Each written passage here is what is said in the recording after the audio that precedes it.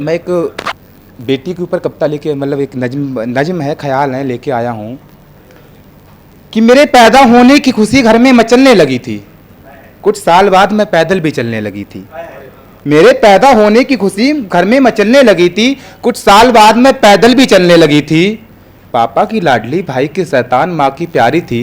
हाँ, मैं घर में सबकी राज दुलारी थी। पूरा मोहल्ला मुझे गुड़िया रानी कहकर बुलाता था। पापा से ज्यादा तो मुझे मेरा भाई चाहता था। पापा से ज्यादा तो मुझे मेरा भाई चाहता था। और फिर जैसे ही मैंने जवानी में पाँव रखा, पापा ने घर में मेरी शादी का प्रस्ताव रखा। बोले चलो एक शुभ काज कर देते हैं, कल करना है सो आज कर देते हैं। चलो एक शुभ काज कर देते हैं, कल करना है सो आज कर देते हैं। कोई ये फोटो कोई वो फोटो लाके दिखाता था, दिल को ही नहीं बताते, हर कोई दौलत बताता था। कोई ये फोटो कोई वो फोटो लाके दिखाता था, दिल कोई नहीं बताता, हर कोई दौलत बताता था। एक दिन पापा बोले हमारी बेटी का भाग खुल गया, बड़े दिनों के बाद एक अमीर परिवार मिल गया और शादी वहीं करनी है, हम भी ये ठान गए।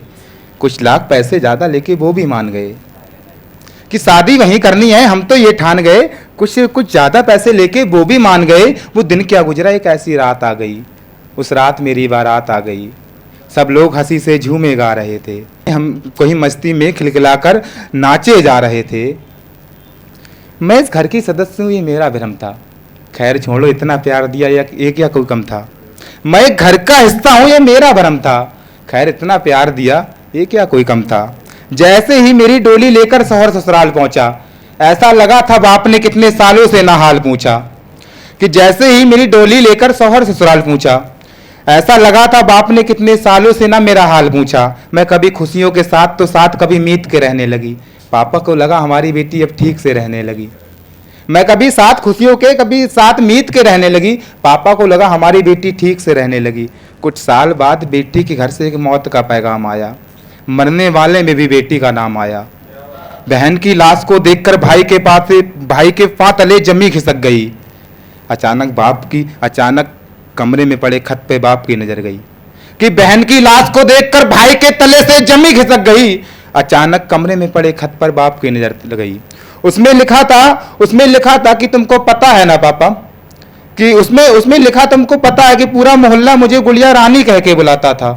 और भाई तू तो मुझे पापा से ज्यादा चाहता था। और तुम्हें पता है जरा सी चोट लगने पर मैं आसमान सर उठाया करती थी। जरा सी चोट लगने पर सर आसमान उठाया करती थी। और मैं जरा छोटी छोटी बातें पापा तुम्हें भी बताया करती थी, पर नहीं कह पाई कि देवर मेरी नंगी पीठ पर उंगलियां फेरता है। नहीं कह पाई देवर मेरी नंगी पीठ पर उंगलियां फेरता है। नहीं कह पाई उनका दोस्त मेरे हाथों से खेलता है। नहीं कह पाई कि मेरे शौहर अब किसी और के साथ सोते हैं। मम्मी तुमने तो नहीं बताया शौहर ऐसे भी होते हैं। कि नहीं कह पाई कि मेरे शौहर किसी और के साथ सोते हैं। मम्मी तुमने तो नहीं बताया शौहर भी ऐसे होते हैं। बाप के की ननंद की लांछन, सास के ताने मैं सह ना पाई। पापा ये दर्द मैं तुमसे कह ना पाई। हाँ माना कि पापा मैं घर होकर कभी यहाँ से उदास ना आई। हाँ माना कि पापा मैं यहाँ से घर होकर उदास ना आई, पर सच मानो पापा तुम्हारी दौलत ये रास ना आई।